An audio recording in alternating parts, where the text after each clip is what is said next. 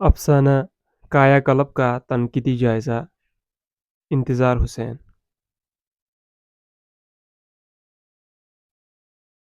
انتظار حسین جدید دور کے ایک نامور اور ممتاز افسانہ نگار ہیں۔ افسانہ کایا کلپ انتظار حسین کے بہترین افسانوں میں شمار کیا جاتا ہے۔ اس کی زبان داستانوں کی سی ہے اور افسانہ نگار داستانوں کی علامت کو نئے مفاہیم دینے کی کوشش کرتا ہے۔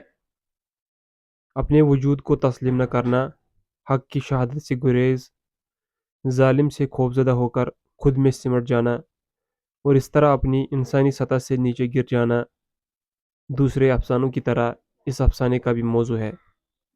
افسانہ نگار کا کمال یہ ہے کہ اس اخلاقی اور روحانی زوال کے پورے سلسلے کی کڑی کو اس طرح بیان کیا ہے کہ قاری کو اپنے اندر کی مکھی صاف دکھائی دیتی ہے۔ شہزادہ آزاد بخت اسیر شہزادی کو چھڑانے جاتا ہے جو سفید دیو کی قید میں ہے اور خود شہر میں گرفتار ہوا۔ ہر رات جب دیو کی دمک سے قلعے کے در و دیوار لرزنے لگتے تو وہ سکڑنے لگتا اور ایک چھوٹا سیاہ نقطہ رہ جاتا ہے اور پھر ایک بڑی سی مکھی بن جاتا ہے۔ اسے مکھی کی جون میں رات گزارنے کی اتنی عادت پڑ گئی ہے کہ صبح ہونے پر سخت کشمکش کے بعد وہ مکھی سے آدمی بنتا۔ یہ عمل روز بروز اذیت ناک ہوتا گیا اور بالآخر اسے محسوس ہونے لگا کہ جیسے وہ مکھی کی جون سے تو نکل آتا ہے لیکن آدمی کی جون میں دیر تک نہیں آتا۔ تب شہزادی پچھتاتی ہے اور فیصلہ کرتی ہے کہ وہ شہزادے کو مکھی نہیں بنائے گی، چنانچہ دن ڈلے اسے تہہ خانے میں بند کر دیتی ہے۔ پر جب دن ڈلتا ہے تو وہ روز کی طرح سہم جاتا ہے اور آپ ہی آپ سمٹتا جاتا ہے۔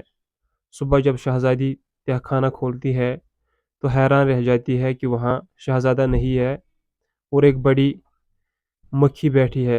وہ اپنا منتر پڑھ کر پھونکتی ہے کہ شہزادہ مکھی سے آدمی بن جائے، پر اس کا منتر کچھ اثر نہیں کرتا اور شہزادہ ہمیشہ کے لیے مکھی بن جاتا ہے۔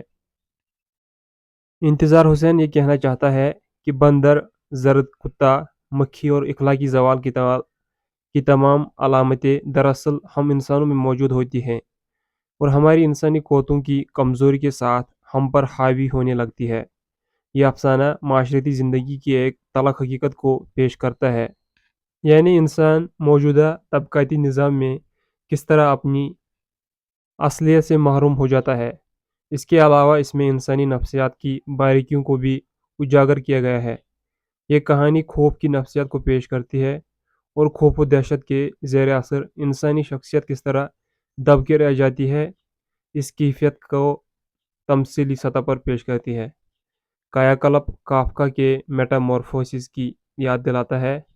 ڈاکٹر گوپی چند نارنگ اس کہانی کا تجزیہ پیش کرتے ہوئے لکھتے ہیں کہ کہانی کے آغاز میں شہزادی کے شہر سے شخصیت کے معدوم ہونے کا جو دائرہ شروع ہوا تھا، کہانی کے آخر میں شہزادہ آزاد بخت کے مستقل طور پر مکھی کی جون میں منتقل ہو جانے سے وہ مکمل ہو جاتا ہے۔